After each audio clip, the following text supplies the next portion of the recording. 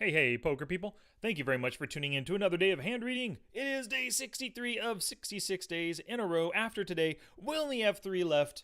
I'm loving this. We're almost done. So, yesterday we took a look at a cutoff hand. Let's take a look at a big blind hand here. Once again, as you can see on the screen, we are going to hand read both ranges. So, let's find a hand first, and then we'll go through and whip out all our different tools of the trade, tools of the hand reading trade.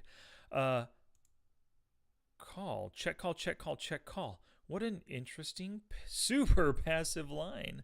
I might come back to that one. Raise, bet, call, bet, and then check the river. Okay. Check, check, check all the way through. We're not going to take our time reading any of those, or we're just checking it down the whole way. Check, check, check, check, check, check, check. Holy cow, all these river checking hands. Let's look for some river action, actually. We might come back to that other one if we don't find anything great. What the heck? Look at all this. River checking goes on forever. Okay, good. So checked it pre-flop. Okay, raise, bet, call. Raise, bet, check, call. So I raised from after one limper comes in. Okay, so I decided to raise out of the big blind.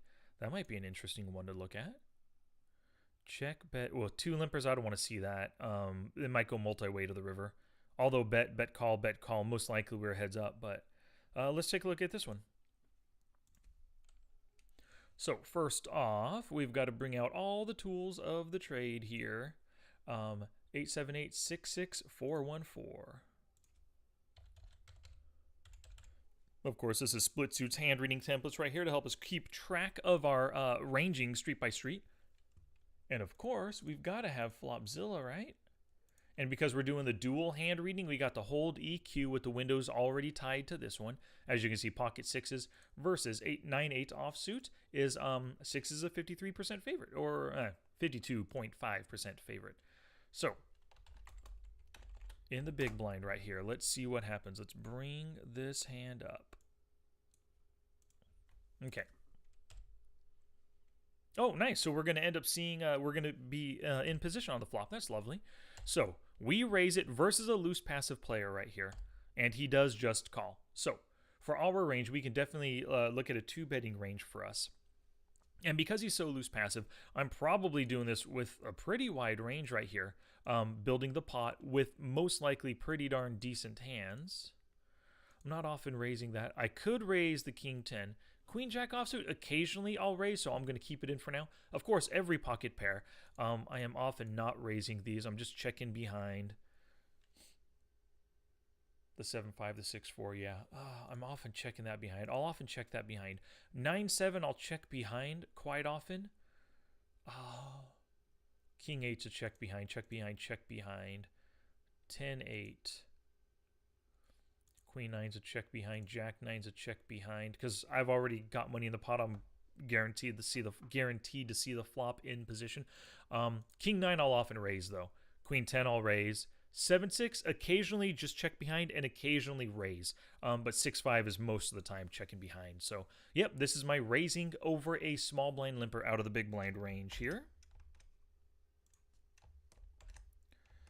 So what do we got here? 27%, 362 combos.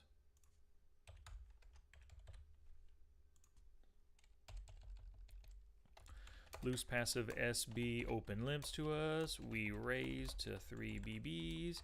He calls. Great. And then he did just call. It was a full 3 big blind. So what is he calling with? What is his calling range in this instance? He is loose passive in general, 45-14. Loves to just see flops. He has a short stack. So most likely the stats along with the size of his stack just tell us that he's a weak passive player and that we want to see as many hands as we can against him, and he's going to be calling right here with a really wide range. Let's go as far as 50%. I mean, maybe they're limping. 9s maybe limping. What does he raise? Was it 14%? Let's put 9s in his raising range. Let's say he's limping pocket 8s. That's good. Raising, let's say he's raising those. Let's say he's raising the King Queen as well, raising all the Broadway aces, raising that. Let's say he's limping the Ace 10, King Jack now. He's a 48-14 player. Pretty passive in general. These are possible limp calling hands for him. So I'm going to keep the king jack, the queen jack, the ace nines are going to stay in as well. And then, of course, he's limp calling this kind of stuff for sure. All this suited stuff. You know, I'm going to give him all the suited hands because all of it makes sense for him to limp in the first place, right? He's a loose passive player. They're all limping. Now, when he's faced with calling 50 cents to try to win a pot of $1.50, all he needs is 33% equity. And he might see this as, it only cost me 50 cents to see another, to see a flop. I'll see it, and if I don't flop a flush draw with these, or top pair, or two pair, I'm out of there. So it's really possible that he's limping and then calling all these. Now, all of this stuff, I'm not going to say he's limping and then calling. So we're going to give him a really wide range here of 53%, 706 combos. Now, when we take a look at these two ranges, our range, because of course we have all the strongest hands and suited all the aces, we just have basically a ton of stronger hands than he does. We're a 61% favorite. He's a 39% dog. So let's see what happens. Flop comes down 954, heart, diamond, spade. Spade. Cool. So on this board, you can see our range. We hit it with a top pair or better, open-ender, or no, there aren't any combo draws. We hit this flop only 19% of the time. It's a really hard flop for a pretty narrow range to hit. Sure, we do have 10s through aces, so we have plenty of overcards, but we don't have that many top pair hands. Look at that, ace 9 and 10 9 and king 9, not too many, 9 8 as well. And then pocket pair below, sure, we got some of those, but we don't consider that stuff hitting. So we only hit 19% of the time, not the best of flops for us. His range, though, whoops, change it over percentages. His range also only hits 19% of the time. As you can see, he has 0 overpairs to his range. If he had all those overpairs in, that would add a big percentage of that. But both of us hit this flop only 19% of the time on average. So we're basically, well, we're still 57% favorite right now. But really, it's just not the best flop for us or for him. Given that we're in position, I think we should be c-betting most of the time, if not 100% of the time. Even with our complete whiffs, we should be c-betting here. So let's see what we got here. Oh, whoops, got to enter this in. We have 57% equity.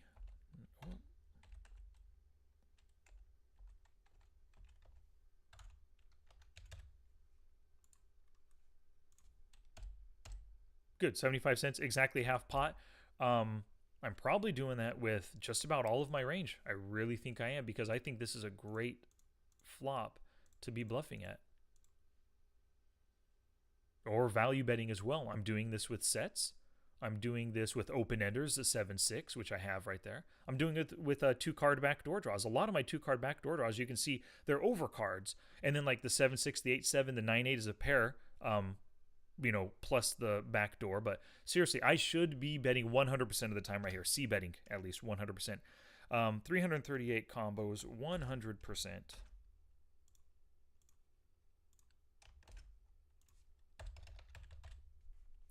Their flop range. So what is he check calling?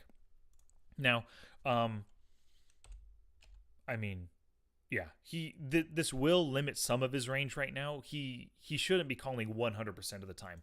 Not on a hard-to-hit board. No way. So, let me see. What is this? This leaves us a $3 pot. He has a 4x behind. If he has a value hand... Now, he can slow play with sets, actually, now that I think about it. I was just going to think about taking sets out of his check-calling range. But he is a loose passive player. Loose passive guys like to slow play. He might check, thinking that we're going to bet again on the turn. If we don't bet, then he'll come firing out on the river. Or he might donk lead. So just check call now and then donk lead with a set. 2 pairs are in his value check calling range. No over pairs. Top pair time? Totally. I mean, you can't be too happy with a 9, especially when we have jacks through aces in our range. A loose passive guy like this can't be happy, but he can check call with all those top pairs. Pocket pair below? Totally. If he thinks we have ace king, ace queen, we don't have a 9, his 8, 7, or 6 beats us. He has a backdoor straight draw. Mid pairs? Totally. One street, this kind of loose passive player can call. Weak pairs now. All those random 4s and even deuces and 3s.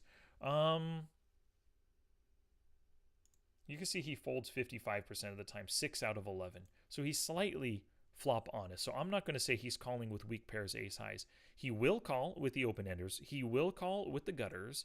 Overcards, I kind of don't want to put that in, but I will. For one street, he'll call with the overcards. Some of these overcards and gut shots, they do have 2-card backdoor flush draws, so I'm not going to just put that in willy-nilly because that puts him calling it 70% of the time. That's probably not accurate. So as it stands right now, with the overcards through the open-ender, middle pair, and above, he's calling 53% of the time. 335 combos. Wow, look at that. We have the same number of combos, but as it stands right now, with the way things have ranged, because we have plenty of bluffs, we have ace highs and no made hands in our range. Even though we have the same number of combos, he is slightly ahead because he's folding out a ton of his bluffs, and we're bluffing all of our hands right now, or all of our bluffable hands, I guess I should say. So he's slightly ahead, but now on the king of clubs. Oh, should have plugged it in first. So what does it do for equities now? Well, we're 50-50. We're 51%. He's 49% to win at this point. Range versus range. So what happens? He checks again. Great. And then we check behind too. So I guarantee I do not have the nuts. He could have been checking with the intention of raising with his sets and 2-pair hands. So like really for him, we've got to keep the sets in the range. He could be the kind of guy that just waits until the turn to check raise people. It's totally possible. 2 pairs in his range, over pairs, top pair. Sure. You know, suddenly, hey, I picked up a top pair hand, lovely, and then, you know, decides that he was going to check raise or maybe just check call. Mid pairs can totally be checking here. Weak pairs, ace highs can be checking. No made hands. So really, holy cow, 100% of his range could be checking here. Some of it wanting to check raise, some of it check folding, some of it check calling. But he's all over the place right now with his range. This is one of the advantages of playing passively.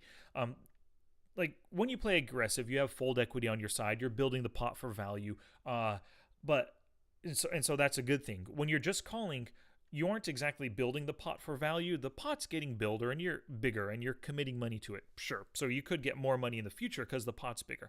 But you don't have any fold equity when you're just calling.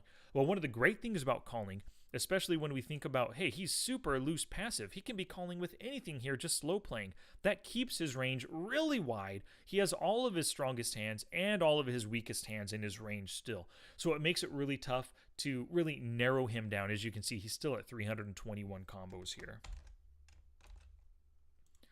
321 and 100% of that prior street's range. Now, our range, on the other hand, because we check behind, that's going to eliminate all of our nutter butters. They're all gone. 2 pairs, king 9, gone. Over pairs, aces, no way I'm checking there behind.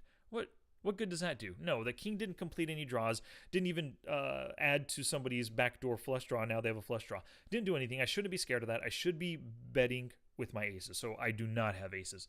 Top pairs, I hate that. I hate checking all those. There's no way I have those.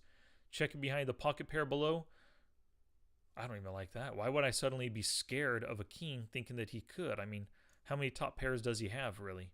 Only 8% of the time. He only has 24 combos. Less than 10% of the time does he have a top pair hand here. I should be betting. I should be betting the pocket pairs below. So I'm not going to say I have those. Mid pairs, I could now decide to slow down and just pot control. Weak pairs, sure.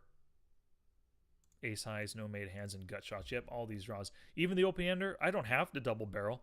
We know that the guy is, I keep looking at him.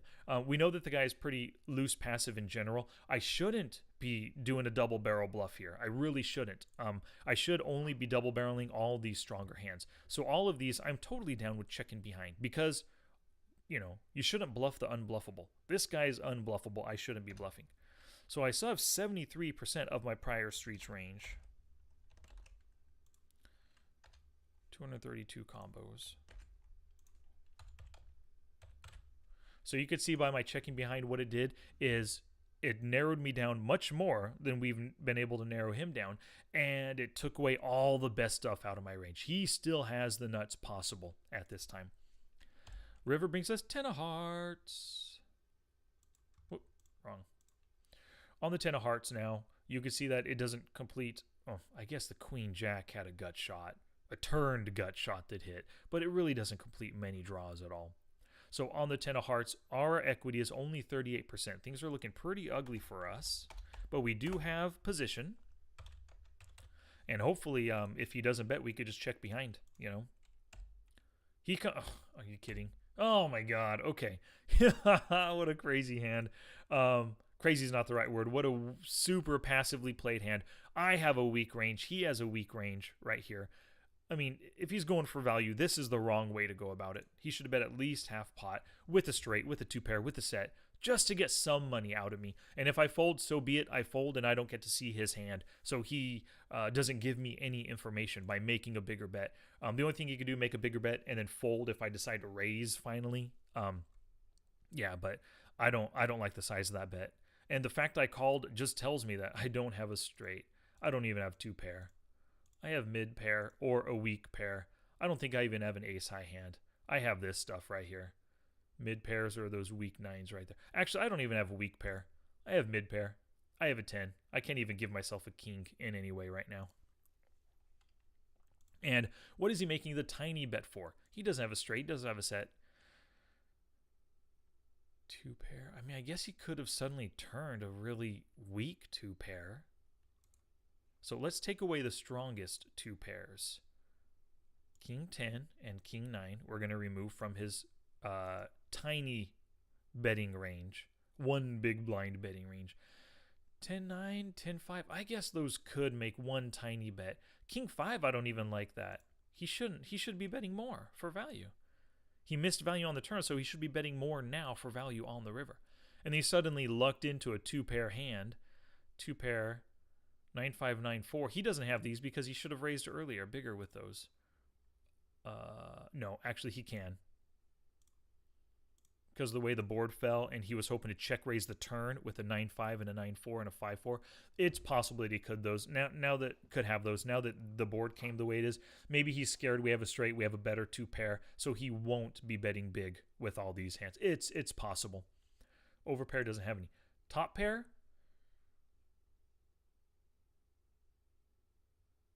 You're making a tiny bet with these top pair hands. What are you hoping to, just hoping to see the river or showdown real cheap? But all your top pairs, I mean, they're pretty darn good. You only lose to an ace king and a king queen, and I didn't play like I had an ace king or a king queen. You lose to 2 pairs, of course, as well, but you know, I'm not going to put those in his range. If he has some 2 pairs, he has some top pairs as well. Dagnabbit. I guess he has the mid pairs too, just trying to see the river really cheap with a crap hand. Yeah, so I'm going to give this tiny bet. This is where we get to narrow him down the biggest. 17%, 53 combos.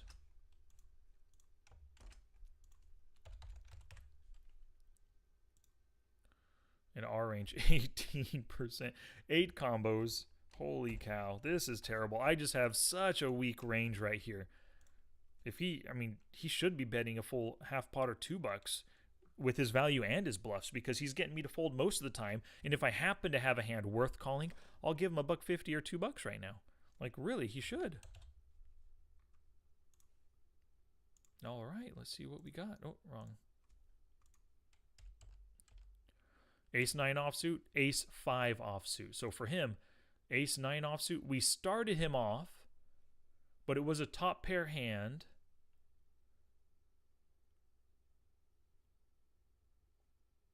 And we removed it. What did I give myself? Or what do I have myself? Ace 5 offsuit. I removed the Ace 5 offsuit right here on the river.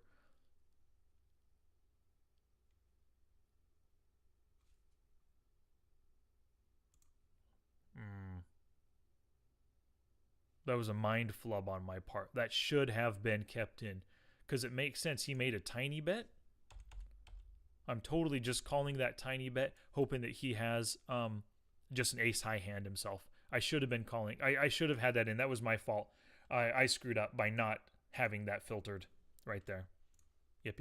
I wonder, maybe I thought I had it clicked and just didn't. I don't know. That was a mind flub on my part. And then here, the Ace 9 offsuit, it was there. So it's here as a mid. Oh, as a weak pair. I removed. And now it does make sense that he would make this tiny bet with weak pairs. It's not a value bet. It's just I'm going to bet to see the showdown at my own price is what happened. So that's interesting right here. So a note for myself here.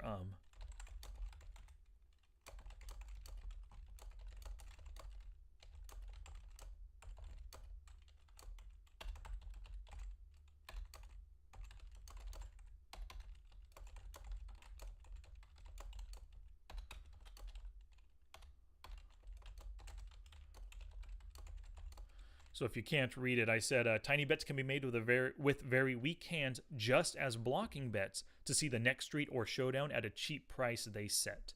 And I think that's absolutely true. That's something I got to remember right there. And of course, for myself, for me, I can call tiny bets with crap hands because they only need to work so often. So let's take a look on that river. So before I made that call, I only needed to be good 7% of the time. So basically, if he's bluffing like 10% of the time, if he's doing this 1 out of 10 hands with an ace, it's worth calling with a 5 right here. Yeah, so it does make sense that I would call for such a tiny bet into a big pot right here. I just can't let him steal it for just a quarter. I've got to at least see what he has, what he played this way with. So that's kind of an interesting hand. I don't like the way I played it at all. If we take a look back at my choices street by street. Whoops. So I like the raise right here. Sure, I'm ace high. He happens to have a better ace, but so be it. He limped in with a better ace. He checked, and I bet this is probably just a bluff. I'm not betting for value right here, but he ends up calling. And now the king hits. It's an overcard, and I probably at the time thought that, yeah, he has plenty of overcards in his range, especially like if it happens to be like a suited king of diamonds, suited king of spades, suited king of hearts that could have stayed in, or even offsuit, king jack, king 10 offsuit, 2 overs, could have called that half pot bet for 1 street. So I just checked behind knowing I have some showdown value, but I think I should have, no, actually no, come to think of it, I'm glad I didn't fire right there. So I like the flop play as a bluff. I like checking the turn because this guy is so loose passive. He doesn't like to fold. He's not folding with second pair here. No way. So I like the check behind because I'm not getting anything to fold. Anything that currently beats my 5 is not folding. So it would have been a bad bluff. And then calling that on the river, I'm good with that too because it's just a quarter. If he's bluffing with an ace high or even like a 6-7, which had an open ender on the flop, if he just bluffs and he draw 1 out of 10 times, it's worth it to call right here. 25 cents to win a total pot of 350, as you can see. Yep. So actually, I don't mind my plays at all. It just ended up that he had a better pair than I did on the river. Yep. I don't think there's anything I could have done. Yeah, sure. I could have bet an uncharacteristically big bluff right here on the turn, but if he ain't folding, I ain't bluffing is my general rule. So I think by playing it this way, I got to see showdown as cheap as possible with a showdown, a small showdown value hand. So, alrighty, y'all. Thank you very much for watching. Take care, and I'll catch you next time for day 64.